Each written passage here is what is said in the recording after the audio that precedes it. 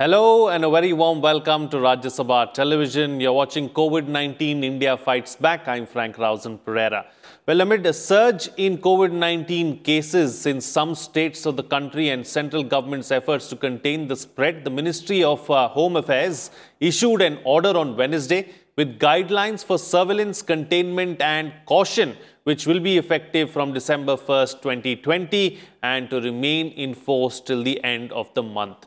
MHA also mandated states to strictly enforce containment measures, SOPs on various activities and COVID-appropriate behavior and exercise caution and regulate crowds. Local district, police and municipal authorities shall be responsible to ensure that the prescribed containment measures are strictly followed. States and union territories, based on their assessment of the situation, may impose local restrictions with a view to contain the spread of COVID-19. The country has seen a drop in daily cases over the past month, but it is still registering about 45,000 new infections on an average every day.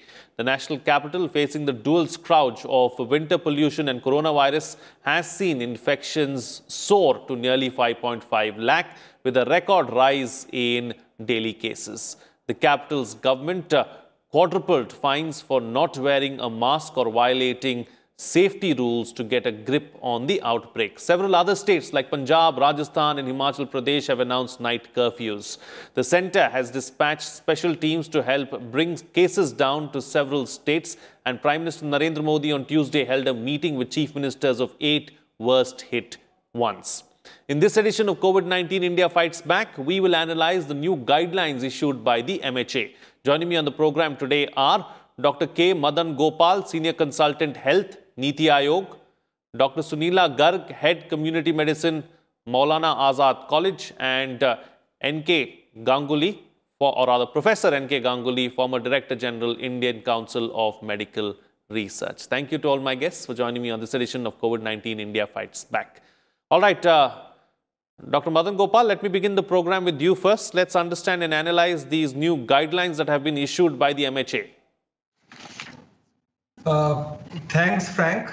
If you look at the deliberations which happened on Tuesday, our Honorable Prime Minister has rightly pointed out that initially when the pandemic started, there was a lot of fear and panic, which in the second phase, what has happened, the fear and panic landed into stigmatization.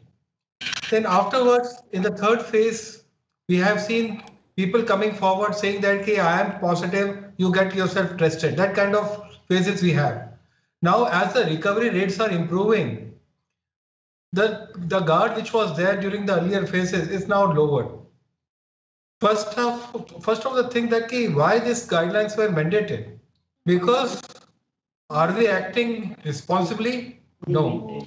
We have lowered the guard. We are not acting responsibly. We are not exhibiting COVID appropriate behavior.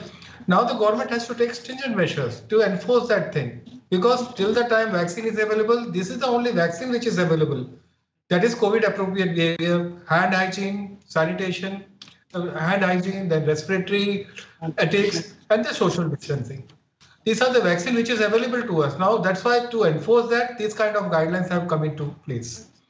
During that meeting, I also, during the press release and the subsequent discussions, it has been highlighted that during the festivities, as well as the weather and the climate, these are other factors which are forcing people to come together.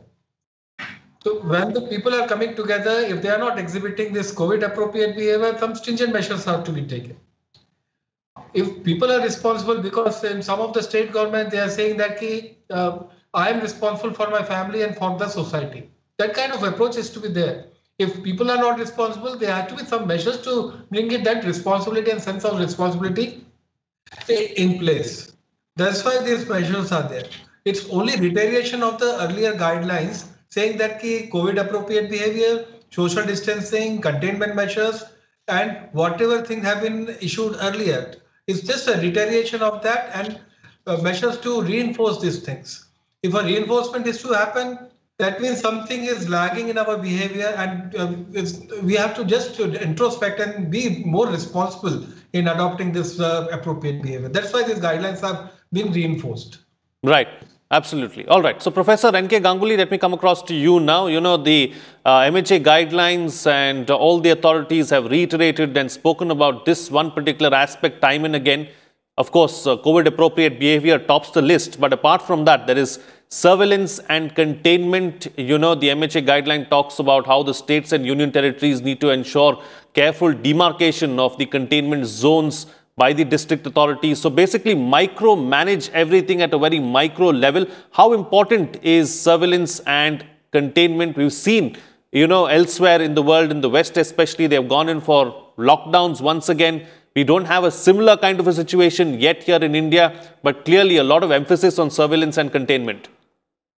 Actually, the smart surveillance, I particularly emphasize smart surveillance is very, very important, along with the different kind of lockdown methods which will not affect the economy, because people cannot go hungry. So we have to create now smart restrictions with the smart surveillance and testing. One very good example, because this was not only happening in India, this was happening in Europe, this was happening in United States, it was happening in India, and festivities whenever it came, whether it was Halloween in Europe, and now we see the Thanksgiving in America, it will surge. And India, it was Diwali, Dussehra. Now the New Year and 25th December is coming, and many people who went to their home in Diwali, they are coming back. So all these activities which are happening now are surging this. But one very good example is France. Out of all the Europe, France brought it down with these kind of smart strategies. So my strategy will be that we should enhance surveillance, and surveillance in a very smart way, that now we have got the sequence information also available. So we should actually put the sequence information along with the testing information and see the further hotspots which are emerging. We also see that it has gone now moved to villages and the rural areas. We need to really have a aspect that what do we do for this. There is another thing which Bangladesh government is doing. Bangladesh government is now doing a sewage surveillance. I was in one of the committees which we were looking at the strategies, and I saw that in the sewage they are getting COVID, wastewater as well as sewage. So in polio we have done this very smartly, and we have predicted in Bombay, in many other places, that there will be a surge of polio again. And we have also identified hub from where they would have spread. So surveillance should be there, and the testing need to be smart testing. Now we have got several options of is now available as another CRISPR-Cas. Very quickly, it is now being marketed by the Tata Med. We could use some of these new platforms to make it easier, avoiding queues and this kind of a thing. Behavior of a person is also very, very important. Very difficult to change the behavior. What is happening that younger guys, they think that we will even if we have an infection, we will get over it. They are doing small parties. I have seen birthday parties. So these small parties which are happening in the homes, they are the super spreader events actually which are happening. And we need to really, no guideline actually talks about this. So we have said that there should be no more gathering than 6 or 10 people at the home. But even this 6 to 10 people could spread the infection in the homes. So we should also advise people not to do small parties within the home, particularly the youngsters. And one more thing I will like to emphasize, right, that testing need to be important. Like before you test, at least for few days, that person might not have mingled in a risky behavior. And after you test, this person should also not mingle again in a risky behavior, so that the test becomes a genuine test, and we will have lesser contact tracing issues at that particular moment. At this given moment, contract tracing issues are one of the major issues in our system, and our test numbers also vary. So finally, I will like to say that what the central government has done is a good thing, that they have stated to the states that please consult us if you put restrictions. And this is very important thing, because we have to move country as a whole. We should not go as United States have gone, that leave it to the states to whatever they want, and ultimately it is a country. So I think what central government has done by issuing these guidelines is a good thing, and all the states should cooperate and adhere to these guidelines. Absolutely. All right. Dr. Sunila Garg, let me come across to you now. Let's also talk about, since we're talking about smart strategies and how we have to, really try and get in all these new smart and innovative ideas if you have to try and put an end to this particular pandemic. How important is identifying containment zones and ensuring that those containment zones are kept watertight? And also, how important is quick isolation of COVID-19 patients? Thank you so much, Frank, for asking this question. I think, now we are very clear. The government has clearly divided into 9 parts. The surveillance activities, that means we are strictly defining our containment zone with a perimeter. Earlier, we had shrunken the perimeter. Now we are having the perimeter also. So only essential activities are going to be permitted. That means only for medical emergencies or for essential supplies. The third part is going to be intensive house-to-house surveillance, basically for tracing of the cases, and testing is going to be done as per guidelines. And when we come across the contacts, they have to be followed at least for 14 days. That is one thing as per guidelines which we have to see. And 80% of these contacts have to be traced within 72 hours. That is another. So we have micro defined everything. And then again, quick isolation we have to do of COVID-19 patients, which will be ensured. And basically, according to them, they have to be again provided the treatment facilities as per guidelines. And then, clinical interventions we have already got defined. So standard treatment guidelines are available. So that is another thing which we have taken, and we have to take surveillance of influenza-like illnesses or severe acute respiratory infections also. They also have to be monitored. And also we have to see that all times the basic essential thing is IEC, that is information, education and communication. That should be, our key thing, whether we talk of masking, whether we talk of social distancing or 2 gaz ki duri, or when we talk of sanitization. But along with that, another important thing is digitalization. That means we all have to make sure that Arogya Setu app is functional, and we keep on updating it at regular intervals, whether we are talking of, within the, offices and all that. So that is one important thing. And we have to see that, within that perimeter, the distance in that, as per Arogya Setu, we can monitor that, and this has to be applicable in all the offices. So these are some of the important initiatives. And another thing which has come out of this is that now we have not left anything to chance. Whether we talk of travel, by, earlier the guidelines were for traveling by air, by traveling by metro, by traveling by rail and all that. So now by seaport and all those travels have also come. We have got roughly about 19 guidelines, including that of various congregations also. That means, when we talk of containment zone or outside containment zone. Outside containment zone also, we have said that like cinema halls are going to be functioning up to 50% of the capacity. Swimming pools are going to be used only for training purposes. In marriage halls, we should have, if desirable is 100, but we can go up to 200 only if the limit permits. So that is important. So that's how we have threadbare looked into each and every aspect of the, surveillance part, the containment part, and we have to address this pandemic in a holistic manner.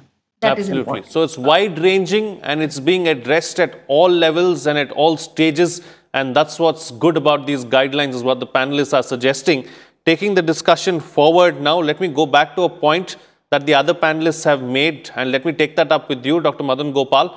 this issue of awareness. The Prime Minister has been reiterating time and again, authorities, Niti Aayog, everyone is doing their bit to try and bring about as much awareness as possible. Even Rajya Sabha TV conducting these shows on a daily basis and making appeals to the general public to ensure that they follow COVID appropriate behavior. But yet, there are several people who do not abide by these, these rules, do not abide by these guidelines. What do we do? How do we ensure that we create more awareness, or do you believe that enough awareness is already being created? What's the answer to that problem? Because the moment we go outside the cities, we see that COVID appropriate behavior is thrown out of the window. Nobody even bothers about it. Hey, that's quite true, Frank. Even if you go in the cities, if you look at the way the transportation is happening, there is no appropriate behavior. Everybody is crowded. If you look at the rickshaws and others, they are all crowded. They are not bothered. If you talk to them, I have been able to interact with many of the people. They say that this is a bimari of the rich people, not the poor people. We are not going to get anything. It's very difficult. Now is a time that we should be roping in the civil societies and the NGOs to at least start working among the communities. So that work is initiated and it is starting, and they will and the results will be visible in the coming days. But nevertheless, what we can do is, apart from the messaging which is happening, that messaging is repeating. Something has gone wrong, that the recovery rate which has been highlighted over and over again, and as one of the panelists has highly pointed out, if you look at the data which the country is throwing, the COVID data, most of the infection, 80% of the infection is in less than 50 years of age. And if you look at the mortality data, 80% is a reverse. As rightly pointed out, that the young people, they are seeing that we will get the infection, but we will be cured. They are acting as super spreaders. That's why the reinforcement has to happen. It's not epidemic management is just sticking to the basics, and whatever guidelines have been given is just talks about the basics which needs to be done in the right earnest. That's the thing which has been reiterated. If you talk about the containment thing, the testing thing, if suppose somebody is tested, he has to act responsibly. Even if he is negative, he has to follow it for 14 days because he is exposed. But that kind of thing is not there. It starts from there. The contacts who have come, who are exposed to that person, they also need to be watched. They need to be tracked. Now the guidelines have been given, but how to enforce them? It can be only enforced when we are responsible. Suppose I get tested today, I will ask all my contacts who have exposed to me, saying that you also get tested, and the team which is coming for this detection and the surveillance team, we should cooperate with that. Honestly cooperating with them and acting responsibly. By the time the awareness and the other activities are carrying on, but it's the people also, they have to come forward and act responsibly. Right. Or then just deteriorate that. Unless we act responsibly, even if you look at the allied group also, if they are infected, they say that yes, I will avoid it. I will come to the office for 3 days. They are not, the public health response right in the workplace, right in the public place is missing. Public health response is very simple. That if somebody is exposed, somebody is tested, he needs to be followed for 14 days. He has to exhibit precautions. And the contacts who are there, they need to be kept in the loop. They also need to be tracked. Are we doing that? No, we are not doing it. That is missing. If you talk to any gated communities, the appropriate behavior is although less is missing. It's not to talk about the other person. In the gated communities also the appropriate behavior is missing because we are not acting responsibility. The awareness programs are there. We can rope in the civil societies, NGOs, everybody. But ultimately you have to act responsibility. I am responsible for my family. I will not bring that infection to the family. That kind of responsibility is to be there. And if that responsibility is there, then obviously because everybody says that I can't get COVID, but you ask a person if he gets a COVID, if he has lost anybody due to COVID, then he will understand the importance of COVID. It's not that simple disease. We are still maturing in understanding how the post-COVID sequelae would be. We are not clear about that. Right. Point Having said this, if you look at the other things, then it's a very difficult thing. We have to act responsibly. That's the only thing. The government can make IC plans, awareness plans, they can rope in other people, everybody can, but it's the individual who has to act responsibly. He should not be bringing infection to the his family and infect others and act as a super spreader. That kind of responsibility is the key. Sure, certainly, absolutely. It's upon everyone, and it's everyone's responsibility really to take this matter seriously and to ensure that they do not be a spreader or they do not contract the infection and then spread it to their near and dear ones. And generally, if you do that at a very basic and at the family level, you'll ensure that you protect the entire country as well. All right, Professor Ganguly, we've spoken about how the festive season, has brought in more number of cases, and we've seen that happen as well across the world. What about the weather and what about winter as well? Because, this time of the year, we've generally seen that respiratory diseases are easily contracted. Is that also contributing to the number in cases or the rising number in cases? And is it safe to say that if we get through this winter, we can breathe a little more easy, maybe, when the season changes? Actually, all respiratory infections enhance during winter time. And another aspect which actually helps to move that is the indoor and outdoor air pollution. At this given moment in Delhi, these particles are at the neck deep because they don't go up to as it is in the summer season. So as we are walking, we are breathing these particles which might also carry the COVID viruses. So influenza, all kinds of influenza infections and other respiratory infections will add on to this particular burden. So one of the advisories which are given that take influenza vaccines. Many offices are providing free influenza vaccine. At least one of the offices I go, when I went, they gave me an flu shot. So this is one thing which we should also do to reduce this. Recently in the surveillance, it has been found that there are people who are moving with the symptoms, but they are not even reporting. So this is something which is again is a behavioral aspect which is happening, and is a very dangerous behavioral aspect that you are infected and you are not reporting. You may not be suffering from COVID, but you are suffering from fever, you are suffering from cold and rhinitis, few of the symptoms. This is very, very important that we make it aware that those who are older, because we are very happy that we show that our death rate is very low, but it is the entire country. We are a country of younger people. But older people, this is data from Tamil Nadu and Andhra Pradesh, that 18.8% of older people are dying. At this given moment, I am getting desperate phone call for people to get a bed in some of the better hospitals. So we need to tell people, as Dr. Madan Gopal and others said, that communication and involving communities in our effort. If people don't join in our effort, there will be a major issue. So they need to join. And for them to need to join, they should feel that they are benefiting.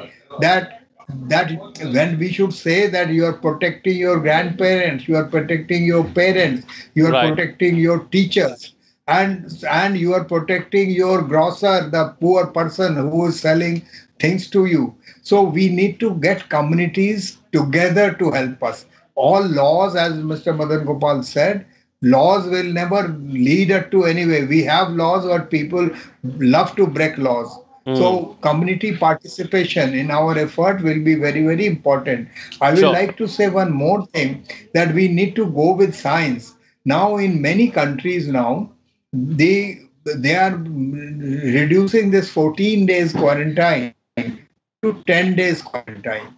We need to study it in depth and see if there is a data along with that. And if there is a data, we will get much more compliance on that particular thing. They have produced some data in which they have. So the science which is developing all around the globe, we need to track it and go on improving in our approaches so that we can take care of that. One more last point I want to make. Yes, very quickly. That one of the reasons for non-compliance is this, that your daily rosy roti becomes a problem. The whole family gets ensconced into their house. So who will buy groceries for them? Who will provide them livelihood if they're daily wages or daily laborers? We should also have appropriate strategies in which we could provide support to such people and such cases. Sure. So Certainly. if we don't do this, communities will not participate. Okay. So, Dr. Sunil Agar, close the show for us with your concluding remarks with the best way forward. I think I'll say that we must follow all the precautions and the guidelines which have been given, because they are meant for us. Somewhere, communities have to take the ownership, and that's where we have to follow that, because there are punishments, there are, we'll say that these are punishable under section 51 to 60 of the Disaster Management Act. We have been fining people, who are not wearing masks and all that. So community support becomes the key thing. Whether it is we talk of COVID, whether we are talking of immunization programs, unless the community is responsive, that is there. And I will say one line.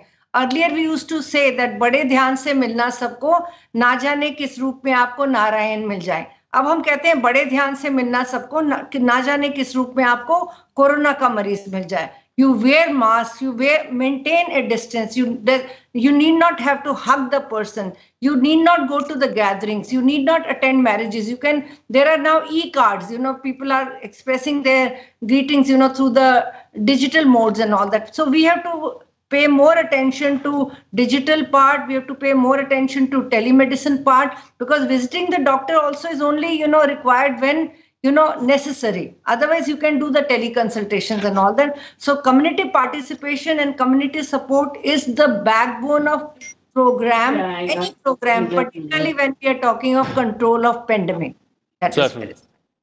Absolutely. All right. On that note, then I'll call it a wrap on this edition of COVID-19 India Fights Back. Thank you to all my guests for joining me on the program and putting things into perspective for us. As we leave, Rajya Sabha TV would like to make an appeal to all its viewers to stay safe from the pandemic as well. Remember, to defeat the virus, wear a mask whenever you step outside, wash your hands and face regularly, and when you are outdoors, ensure that you follow physical distancing of at least 6 feet. These small steps can go a long way in defeating the pandemic. That's it from me. See you again next time.